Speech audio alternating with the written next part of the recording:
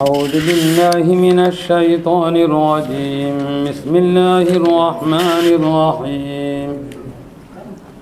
القارعة ما القارعة وما أدراك ما القارعة يوم يكون الناس كالفراش المبثوث وتكون الجبال كالعهن المنفوش فأما من ثقلت موازينه فهو في عيشة راضية وأما من خفت موازينه فأمه هاوية وما أدراك ما هي نار حامية.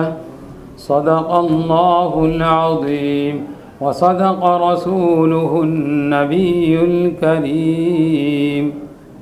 اللہ تعالیٰ کے نام سے شروع کرتا ہوں جو بڑا ہی مہربان ہے، نہایت رحم والا ہے. القاریہ وہ کھڑکھڑانے والی ہے، اور تم کو معلوم ہے کیا ہے قاریہ. اللہ تعالیٰ خود آگے اس کی تفصیل بتاتے ہیں.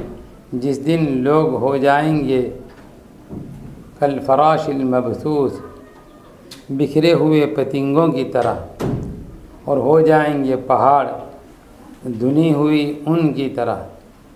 پس بہرحال وہ شخص کہ جس کی تولیں بھاری ہو جائے، پس وہ ایسی زندگی میں رہے گا جو خوشگوار ہوگی. اور بہرحال وہ شخص کہ جس کا وزن اور جس کی تولیں ہلکی ہو جائے گی، بس اس کا ٹھکانہ حاویہ ہوگا. اور یہ مخاطب تجھے معلوم ہے حاویہ کیا ہے؟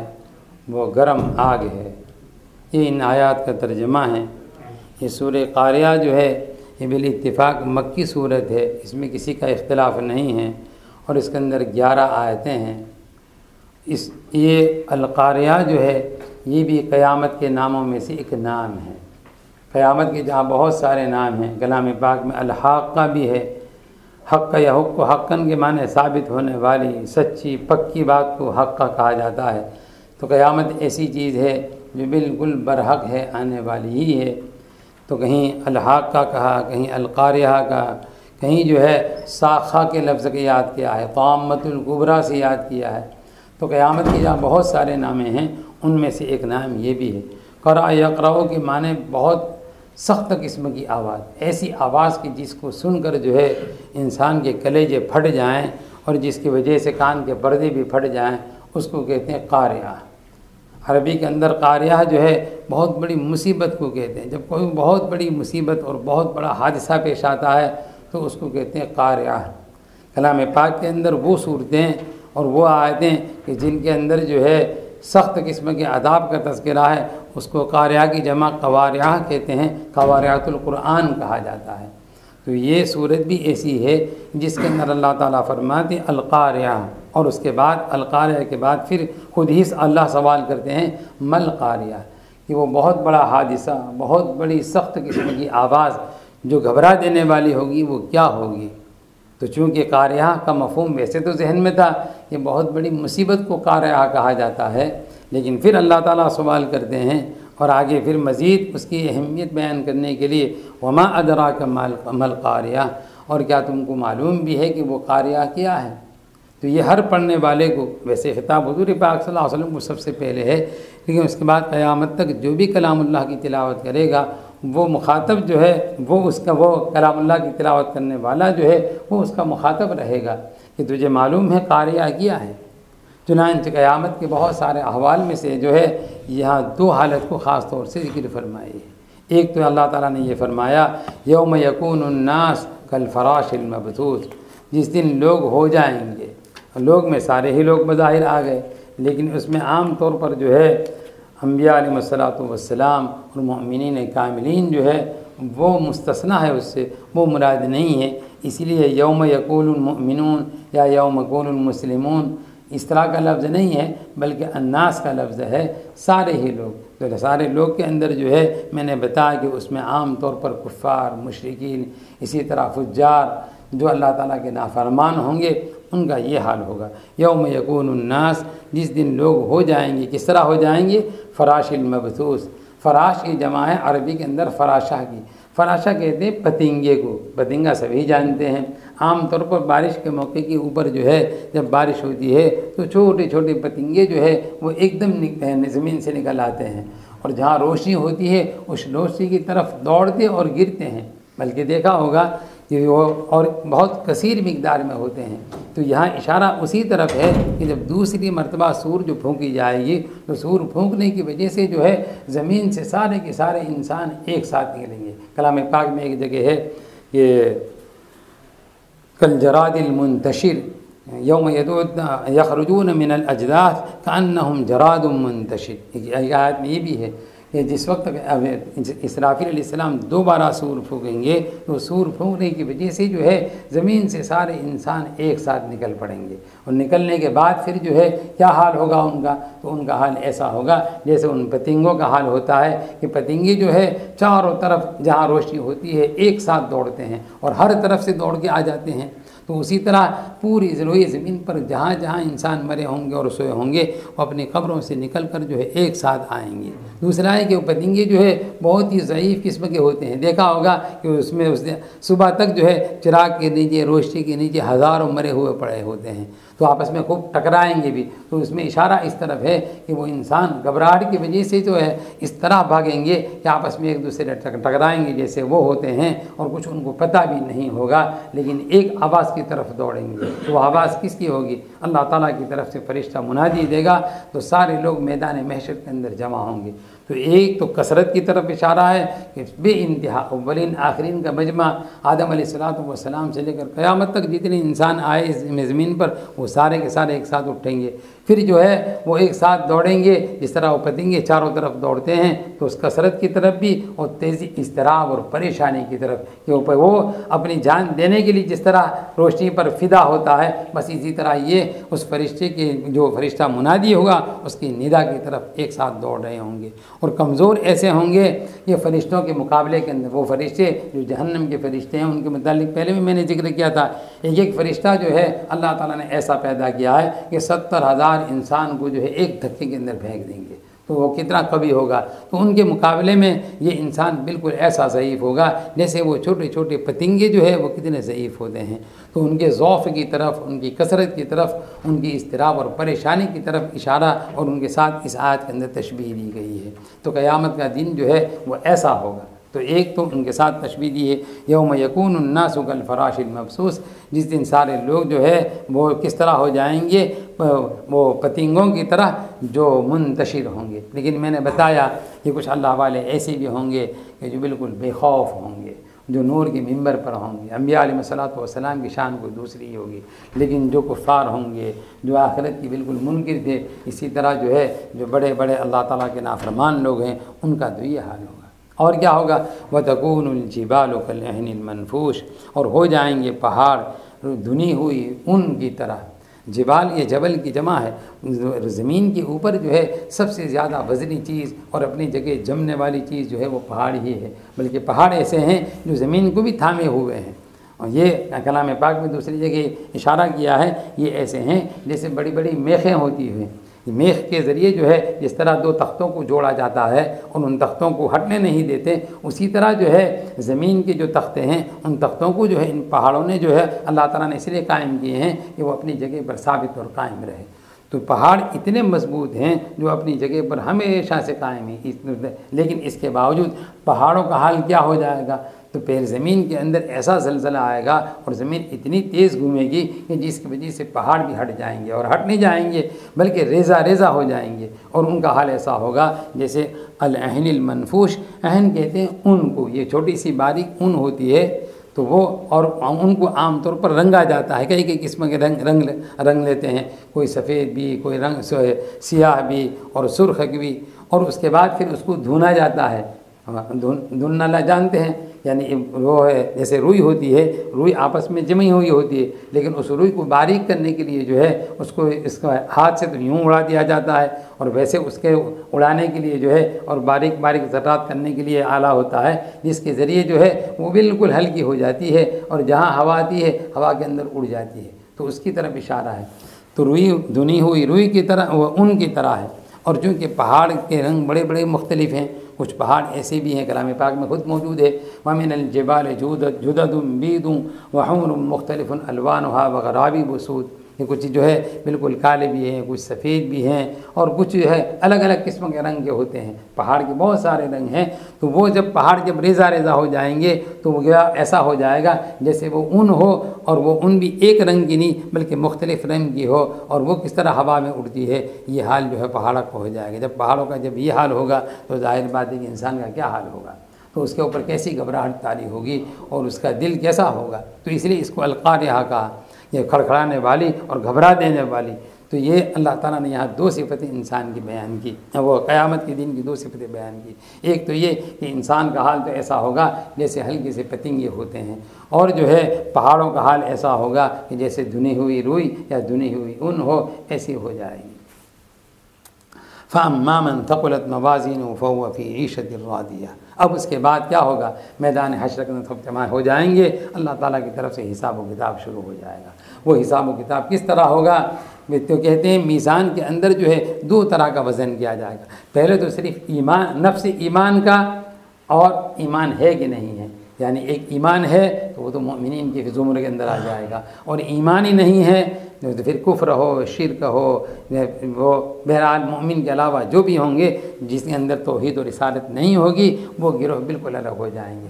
پھر تو ایک تو وہ تو بہرحال جو مومن ہوں گے ایمان جن کے پاس ہوگا ان کا پھر دوبارہ پھر اعمال کے ساتھ وزن ہوگا.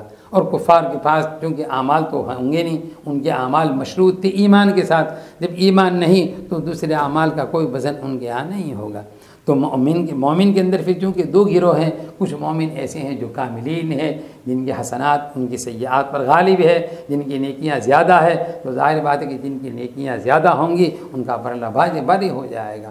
اور کافر جو ہے اس کے پاس تو ایمان ہی نہیں ہے، اس لیے اس کا پلہ جو ہے وہ تو پہلے ہی سے بالکل ہلکا ہو جائے گا. تو اللہ تعالیٰ فرماتے ہیں فَأَمَّا مَنْ ثَقُلَتْ مَوَازِينُهُ. یہ موازین جو ہے یہ موزون کی جمع ہے. دو چیزیں الگ ہوتی ہے، ایک ترازو ہوتا ہے، ایک ترازو کے اندر ایک چیز سے وزن کی جاتی ہے. تو جس کا وزن کیا جاتا ہے اس کو موزون کہتے ہیں، اس کی جمع بھی موازین آتی ہے. یہ اس لیے میں کہتا ہوں یہ ایک لفظ میزان بھی عربی کے اندر ہے اور ایک ہے موزون. تو موزون کی جمع بھی موازین آتی ہے اور میزان کی جمع بھی موازین آتی ہے. تو عام طور پر مفسرین نے اس کا مفہوم یہی بیان کیا ہے کہ ہر انسان کے پاس جو نیکیاں ہیں، چونکہ نیکیاں الگ الگ قسم کی ہے، مثلا نماز بھی ہے، اسی طرح روزے بھی ہیں، حج بھی ہیں، عمرے بھی ہیں، صدقات بھی ہے، کسی غریب کا تعاون بھی کیا ہے، کسی کو کپڑا پہنایا ہے، کسی کو کھلایا ہے، پلایا ہے. ہر قسم کی نیکیاں جو ہے تو چونکہ نیکیاں الگ الگ ہے تو ان نیکیوں کو الگ الگ وزن کیا جائے گا. اور اب جو ہے اس کے مطابق اللہ فرماتے ہیں فَأَمَّا مَنْ ثَقُلَتْ مَوَازِينُهُ کہ جس کی تولیں بھاری ہو جائیں گی. تو اب اگر اس کے پاس برائیاں بھی ہے لیکن برائیاں ہلکی ہو گئی، کم ہو گئی، تو ایسی صورت میں اس کے لیے فوراً فیصلہ ہو جائے گا کہ بھئی یہ جنت میں جائے گا. فَهُوَ فِي عِيشَةٍ رَاضِيَةٍ وہ ایسی زندگی کے اندر ہوگا جو زندگی خود گویا پسندیدہ ہوگی اس کو. تو ظاہر بات ہے کہ پسندیدہ زندگی کون سی ہوگی؟ جنت کے اندر ہوگی. اور جنت کی جو نعمتیں ہیں ان کا تذکرہ دوسری جگہ پر موجود ہے کہ ہر طرح کی راحت، ہر طرح کے جو ہے سامان مہیا ہوں گے، کسی قسم کی کوئی تکلیف پریشانی کا وہاں پر نام ہی نہیں ہوگا. وہ فی عیشۃ راضیہ میں ہوگا. لیکن اب یہاں ایک سوال اور بھی رہ جاتا ہے، آگے دوسری آیت میں ہے وَأَمَّا مَنْ خَفَّتْ مَوَازِينُهُ. اور بہرحال جس کی موازین، جس کی تولیں ہلکی ہو جائے تو پھر اس کا کیا ہوگا؟ فَأُمُّهُ هَاوِيَةٌ بس اس کی ماں. اصل میں اصل عربی ان کے اندر لفظ جو ہے وہ کسی چیز کو اصل کو کہا جاتا ہے جہاں سے دوسری چیزیں نکلتی ہے. جیسے ماں کو ماں بھی اس لیے کہتے ہیں کہ ماں بچے کے لیے اصل ہے. دوسری بات ہے کہ بچہ جب چھوٹا ہوتا ہے اس کی زبان پر سب سے پہلے عام طور پر یہی لفظ آتا ہے، اور اس کا ٹھکانہ اور ماوا ملجا کیا ہوتا ہے؟ اس کی ماں ہی ہوتی ہے. کھانا ہو تو اس کی ماں کے ذریعے اس کا پینا ہو تو اس کی ماں کے ذریعے، کپڑے ہیں تو اس کی ماں کے ذریعے. تو ان کا مفہوم جو ہے اصل اور ٹھکانے کو بھی کہا جاتا ہے. اللہ تعالیٰ فرماتے ہیں کہ جس کا وزن ہلکا ہو جائے گا فَأُمُّهُ هَاوِيَةٌ اس کا ٹھکانہ ہاویہ ہوگا. اب ہاویہ کیا چیز ہے؟ اللہ خود فرماتے ہیں وَمَا أَدْرَاكَ مَا هِيَ تجھے معلوم بھی ہے کہ وہ کیا ہے؟ نَارٌ حَامِيَةٌ وہ ایک دم گرم آگ ہوگی. اس میں اشارہ، ویسے انار جو ہے، آگ جو ہے اس کی ذات ہی اور اس کی اصلیت کے اندر گرم ہونا ہے، تو پھر نار حامیہ کیا ہے؟ کوئی آگ ایسی تھوڑی ہوتی ہے جو آگ ٹھنڈی ہو۔ تو اصل یہ بتانا ہے کہ تم جن آگ کو آگ سمجھتے ہو وہ آگ اس آگ کے مقابلے میں حقیقت میں ٹھنڈی ہے، وہ کچھ بھی نہیں ہے، وہ اتنی تیز گرم ہے۔ اسی لیے حدیث پاک میں حضور پاک صلی اللہ علیہ وسلم فرماتے ہیں کہ جہنم کی آگ جو ہے وہ دنیا کی آگ کے مقابلے کے اندر 70 گنا زیادہ ہے۔ تو کتنی تیز آگ ہوگی۔ دنیا کے اندر بھی آگ کیسی کیسی ہوتی ہے، ایک جو ہے چھوٹی سی دیا سلائی کی، یا آپ کا وہ جس سے سگریٹ جلاتے ہیں لائٹر کی ایک آگ ہوتی ہے، اور ایک جو ہے دوسری آگوں کو دیکھ لیجیے، ایک وہ آگ بھی ہوتی ہے جو لوہے کو کاٹنے کے لیے ہوتی ہے۔ ان دونوں آگ کے درمیان میں جو ہے کتنا فرق ہے۔ تو دنیا کی آگوں کے اندر بھی اتنا فرق ہے۔ اللہ تعالیٰ فرماتے ہیں حضور پاک صلی اللہ علیہ وسلم کے زبانی کہ آخرت کی آگ جو ہے، جہنم کی آگ جو ہے وہ دنیا آگ کی آگ سے 70 گنا تیز ہے۔ تو کتنی زیادہ تیز ہوگی، اللہ ہم سب کی اسی عبادت فرمائیں۔ تو بہرحال ایک تو کافر جو جس کو خدا پر ایمانی نہیں ہے، تو ظاہر بات ہے کہ اس کا وزن، اس کا میزان تو ہلکا ہی ہو جائے گا۔ اب جو ہے کسی زمانے کے اندر یہ سوال عام طور پر ہوتا تھا کہ بھائی اعمال کیسے وزن کیے جائیں گے، اب یہ سوال باقی ہی نہیں رہا۔ یعنی اصل میں وزن اس چیز کا کیا جاتا ہے جو ظاہر میں خارج میں موجود ہو۔ جیسے مثلا یہ ڈیکس ہے، بھائی اس کا وزن کتنا ہے تو کہ 2 کلو ہے، بھائی یہ یہاں یہ چیز ہے کہ اس کا کتنا 1 کلو ہے، لیکن ایک آدمی سبحان اللہ اگر کہتا ہے تو اس کا تو کوئی وزن نہیں، وہ تو آواز تھی، ہوا کے اندر اڑ گئی۔ ہم سب نے ابھی عصر کی نماز یہاں پڑھی تو ذرا دیر پہلے ہم نے وہ اعمال کیے، رکوع بھی کیا، سجدہ بھی کیا، لیکن خارج میں کہاں ہے؟ یعنی دیکھنے میں تو کوئی ہے نہیں، اس کو کوئی وزن تھوڑی کر سکتے ہیں۔ تو جو معتزلہ ایک فرقہ ہے وہ ان کو یہ بڑا اعتراض تھا، اس لیے جو ہے وہ اس بات کو مانتے نہیں تھے۔ الحمدللہ اہل سنت والجماعت جو ہے شروع سے لے کر آج تک وہ اسی کے قائل ہیں کہ نہیں، جواہر ہو یا اعراض ہو، یعنی جو خارج کے اندر موجود ہو وہ، یا جو خارج کے اندر کسی چیز کو پکڑ بھی نہیں سکتے، لیکن وہ بھی ان سب کو اللہ تعالیٰ کل قیامت کے دن جسم عطا فرمائیں گے اور اس کا وزن کیا جائے گا۔ لیکن آج سائنس نے ترقی کر دی، تو ترقی کرنے کے بعد جو ہے یہ سوال ہی نہیں رہا۔ ہم بولتے ہیں ہماری آواز کو پکڑ لیا جاتا ہے، اس کو محفوظ بھی کر لیا جاتا ہے، بلکہ لب و لہجہ بالکل اسی طرح جب سننا چاہیں آپ سن بھی سکتے ہیں۔ تو اسی طرح گرمی ہے، سردی ہے، یہ ساری چیزوں کو اب ناپا اور تولا جاتا ہے۔ تو اسی طرح جو ہے قیامت کے دن ہر مومن کا عمل جو ہے وہ تولا جائے گا۔ اس سے یہ بھی بات معلوم ہوئی کہ عمل کو گنا نہیں جائے گا بلکہ عمل کو تولا جائے گا۔ مثال کے طور پر ایک آدمی نے 70 سال کی اس کی عمر ہے اور 70 سال تک اس نے نماز پڑھا کی، تو ظاہر بات ہے اس کی کتنی نمازیں ہو جائیں گی۔ اور ایک صحابی ہے جن صحابی کی عمر جو ہے ایمان کے بعد چند سال ہی رہی ہے، تو اس کی نے بہت تھوڑی نماز پڑھی، تو ان کی نماز گننے کے اعتبار سے تو کم ہے۔ کوئی ایسے بھی صحابی ہوں گے جن کو حج نصیب نہیں ہوا ہوگا، اتنے صحابی ایسے بھی ہوں گے جنہوں نے 1-2 رمضان کے روزے رکھے ہوں گے، اور کسی آدمی نے بعد میں چل کر جو ہے 70 سال تک روزے رکھے، تو ان گننے کے اعتبار سے تو بہت ہو گئے۔ تو گننے کا اعتبار سے نہیں، اصل وزن کے اعتبار سے۔ اور وزن کس طرح بڑھے گا؟ وزن 2 چیزوں سے بڑھے گا۔ ایک تو اخلاص ہونا چاہیے، جو عمل بھی کریں اللہ کے لیے۔ مجھے ایک مرتبہ جو ہے بچپن میں ایک مرتبہ پڑھا تھا کہ شیخ عبد القادر جیلانی رحمۃ اللہ کا مقولہ، اس میں یہ لکھا تھا کہ اگر تو ایک مرتبہ بھی اللہ اکبر کہے تو اخلاص سے کہے۔ تو سمجھ میں نہیں آیا تھا، اس وقت بچپنا تھا، بھئی ایک مرتبہ اللہ اکبر بولنا ہے تو اس میں کیا، اس میں تو اخلاص ہوگا، لیکن نہیں، ضروری نہیں ہے۔ آدمی بہت سی مرتبہ جو ہے کسی کو دیکھ کے جو ہے مثلا اللہ اللہ کرنے لگا تو ایک ہی مرتبہ اللہ اس نے سنا، لیکن اس میں بھی ریاکاری ہو سکتی ہے، اس میں اخلاص ہونا ضروری نہیں ہے۔ تو حقیقت یہی ہے اخلاص ہونا چاہیے، یعنی جو کام بھی کرے اللہ کی رضا کے لیے، اللہ کی رضا کے لیے اگر ہے تو ایسی صورت میں پھر اس کا وزن ہے، جتنا اخلاص زیادہ ہوگا اتنا ہی اس کے اندر وزن زیادہ ہوگا۔ ایک دوسرا سنت کے مطابق ہونا چاہیے، کوئی عمل بھی اگر ہو حضور پاک صلی اللہ علیہ وسلم کی سنت کے مطابق ہے پھر اس کا وزن ہے، سنت کے موافق نہیں ہے پھر آدمی کتنا بھی کرے لیکن اس کا کوئی وزن نہیں۔ اسی لیے کلام پاک میں اللہ تعالیٰ نے فرمایا ہے کہ ہم ان کے اعمال کو ہباء منثورا کر دیں گے، جس طرح ذرات ہوا کے اندر اڑ جاتے ہیں ان کے اعمال کا کوئی وزن نہیں ہوگا۔ تو یہ 2 چیزیں ایسی ہیں، اسی لیے حدیث پاک میں حضور پاک صلی اللہ علیہ وسلم نے فرمایا، صحابہ کرام رضی اللہ تعالیٰ عنہم نے جو ہے ایک مد، یعنی بہت تھوڑی مقدار میں 200 گرام کے برابر، ایک مد کے برابر اگر انہوں نے جو کو اللہ کے راستے میں خرچ کیا ہے، اور جو ہے بارلی جو ہے وہ دوسرے اناج کے اندر سب سے ہلکی چیز ہے، اس سے دوسری چیزیں اس سے بڑھیا ہے، تو گویا انہوں نے اتنا اگر صدقہ کیا ہے، بعد والے آنے والے لوگ جو ہیں وہ احد پہاڑ کے برابر سونا صدقہ کر دیں۔ احد پہاڑ کتنا بڑا ہے، اس کے برابر سونا کا ہونا جو ہے وہ بھی ایک کام ہے، اتنا سونا کر دے۔ حضور پاک صلی اللہ علیہ وسلم فرماتے ہیں جب بھی میرے صحابہ کا جو ہے وہ ایک مد کے برابر جوت کے برابر جو ہے ثواب کے اعتبار سے نہیں پہنچ سکتے۔ کیا بات ہے، ان کا اخلاص اتنا اعلیٰ تھا، وہ اخلاص ہمارے پاس نہیں ہے۔ حضور پاک صلی اللہ علیہ وسلم کی صحبت کی برکت سے جو ہے ان کے قلوب کے اندر جو ہے جو نورانیت تھی، جو اخلاص تھا، جو للہیت تھی، وہ ہمارے قلوب میں کہاں ہے؟ تو اس لیے جو ہے دو چیزوں سے وزن پیدا ہوتا ہے، اور ان دو چیزوں کو ہم اپنے اندر بھی پیدا کریں گے، انشاءاللہ ہمارے اعمال کے اندر بھی وزن پیدا ہوگا۔ اور یہ دو چیزوں سے اگر خالی ہوگا تو ظاہر بات ہے کہ وہ عمل کیا ہوگا، بلکہ بعض مرتبہ جو ہے اگر ریاکاری سے اگر کیا تو اس کے لیے وبال بن جائے گا، نکال بن جائے گا، مصیبت بن جائے گی۔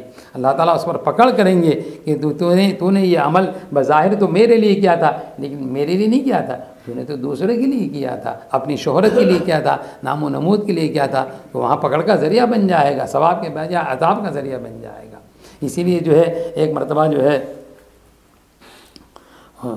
مولانا مجاہد الاسلام رحمۃ اللہ علیہ جو ہے انہوں نے ایک جملہ فرمایا تھا، وہ بہت ہی کام کا، برمنگھم میں بیان تھا ان کا، انہوں نے ایک بات کہی تھی وہ سننے کے لائق ہے۔ انہوں نے بیان کے اندر یہ کہا تھا، ایک دیہاتی آدمی جو اپنے دیہات کے اپنے کھیت کے اندر کھیتی باڑی کا کام کر رہا ہے، اس کے کپڑے کے اندر جو ہے پانی اور مٹی لگی ہوئی ہے، لیکن نماز کا وقت ہو گیا، وہیں جو ہے زمین کے اوپر وہیں پانی سے وضو کیا، زمین پر کھڑا ہو گیا اور اللہ کے سامنے کھڑے ہو کر وہ 2 رکعت پڑھتا ہے۔ ظاہر بات ہے اس کی ظاہری حالت کچھ بھی نہیں ہے، مٹی کے اندر لت پت ہے، کیچڑ کے اندر لت پت ہے، لیکن صرف اللہ کے خوف سے، اللہ کی محبت سے وہ 2 رکعت پڑھتا ہے، کسی اور کو راضی کرنے کے لیے نہیں، اللہ کو راضی کرنے کے لیے۔ ایک اس کی نماز ہے، اور ایک وہ آدمی جو خانہ کعبہ کے اندر بیت اللہ کے اندر جو ہے حجر اسود کے سامنے اور لیلۃ القدر میں 2 رکعت پڑھتا ہے، لیکن وہ 2 رکعت اس لیے پڑھتا ہے کہ لوگوں کو دکھلاوے کے لیے، نام و نمود کے لیے، تو کہتے ہیں اس کی وہ 2 رکعت جو ہے بالکل بیکار ہے، وہ پکڑ کا ذریعہ بن جائے گی، اور اس کی 2 رکعت جو ہے نجات کا ذریعہ بن جائے گی۔ اتنی اونچی بات کہی ہے، حقیقت یہی ہے۔ اللہ تعالیٰ ہمیں بھی جو ہے ریاکاری سے، نام و نمود سے بچنے کی توفیق عطا فرمائیں، اخلاص کی دولت سے مالا مال فرمائیں، اور اللہ تعالیٰ کل قیامت کے دن جو ہے فَأَمَّا مَنْ ثَقُلَتْ مَوَازِينُهُ کے اندر ہمیں داخل فرمائیں۔ اسی پر ایک بات یاد آ گئی، ذکر کر دیتا ہوں۔ بعض مرتبہ نماز کے اندر جو ہے وہ نماز میں کسی سے بھی، امام سے ہو، خود پڑھنے والے ہو، ایسی غلطی ہو جاتی ہے کہ جس غلطی کی وجہ سے نماز فاسد تک ہو جاتی ہے۔ اب جیسے مثال کے طور پر یہاں فَأَمَّا مَنْ ثَقُلَتْ مَوَازِينُهُ، اس کے بعد ہے فَهُوَ فِي عِيشَةٍ رَاضِيَةٍ۔ اب اگر وہاں کوئی یوں پڑھ لے فَأَمَّا مَنْ ثَقُلَتْ مَوَازِينُهُ فَأُمُّهُ هَاوِيَةٌ، تو بالکل مطلب بدل جائے گا کہ جس آدمی کا وزن زیادہ ہو جائے گا وہ جہنم میں جائے گا، اور جس آدمی کا وزن ہلکا ہو جائے گا وہ جنت میں جائے گا۔ تو کتنی الٹی بات ہو گئی، ظاہر بات ہے۔ تو اس طرح کی غلطی کرنے کی وجہ سے جو ہے نماز فاسد ہو جاتی ہے۔ ہمارے اکابر کو عام طور پر ہم نے دیکھا کہ چاہے کتنا بڑا مجمع کیوں نہ ہو، لیکن جب اس طرح کی غلطی ہو جاتی ہے وہ غلطی بتاتے بھی ہیں اور اس کا اقرار بھی کر لیتے ہیں، اور فوراً نماز کو دوبارہ پڑھ بھی لیتے ہیں۔ چنانچہ آپ کو بتاتا ہوں، اس لیے کہ کسی آدمی کی تعریف اس کے منہ پر کرنا یہ اچھی نہیں ہے، اب ہماری تو عادت بھی نہیں ہے، لیکن کسی کے انتقال کے بعد یا غائبانہ کسی کی تعریف کرو تو ضرور کرنی چاہیے۔ حدیث پاک میں حضور پاک صلی اللہ علیہ وسلم نے اس کا حکم دیا۔ فدائے ملت مولانا اسد مدنی رحمۃ اللہ علیہ جو ہے یہاں انگلینڈ میں تشریف لائے تھے، وہ لندن کی جو ہے وہ جو مسجد ہے کیزنو کی مسجد میں، وہاں انہوں نے نماز پڑھائی مغرب کی۔ مولانا بیچارے تھکے ہوئے تھے، مولانا نماز مغرب کی جب پڑھائی تو فَأَمَّا مَنْ ثَقُلَتْ مَوَازِينُهُ فَأُمُّهُ هَاوِيَةٌ وَأَمَّا مَنْ خَفَّتْ مَوَازِينُهُ فَهُوَ فِي عِيشَةٍ رَاضِيَةٍ، اس طرح پڑھ گئے۔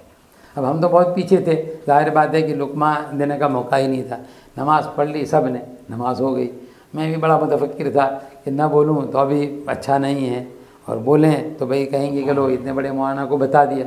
اللہ کا کرنا کہ جیسا ہی سلام پھرا، ایک بنگالی عالم تھے، وہ جلدی سے اٹھ کر گئے، مصلی کے پاس گئے، اور جانے کے بعد مولانا سے کہا، میں تو سمجھ گیا کہ یہ کیوں گئے ہیں، دوسرے سب سمجھے کہ کوئی دعا کی درخواست کرنے گئے ہوں گے، کوئی بات ہوگی، لیکن میں تو سمجھ گیا کہ یہ کیوں گئے ہیں۔ انہوں نے جا کر کہا کہ حضرت آپ نے اس طرح پڑھا تو نماز تو نہیں ہوئی۔ مولانا فوراً کھڑے ہو گئے اور اعلان کیا بھائی نماز دوبارہ ہوگی، پھر دوبارہ نماز پڑھا دیکھیے۔ تو یہ حقیقت میں یہ اس بات کی دلیل ہے، یہ اخلاص کی دلیل ہے کہ نام اور تبر نہیں کہتے تھے جاؤ تم میں نے ٹھیک پڑھا تھا تو کیا بولتے، اور بہت سو کو تو پتہ بھی نہیں چلتا، لیکن ایسا نہیں کیا، اپنی غلطی کا اعتراف بھی کیا، نماز کو دوہرا بھی لیا۔ تو حقیقت یہی ہے کہ اللہ تعالیٰ ہمیں بھی جو ہے اسی طرح اپنی غلطی کے اعتراف کرنے کی توفیق عطا فرماوے، تواضع کی توفیق عطا فرماوے، تکبر اور تعلی سے، عجب اور خود پسندی سے اللہ تعالیٰ ہماری حفاظت فرمائے۔ ایک مرتبہ درود شریف۔ سبحان اللہ وبحمدہ، سبحانک اللہم وبحمدک، نشہد ان لا الہ الا انت، نستغفرک ونتوب الیک۔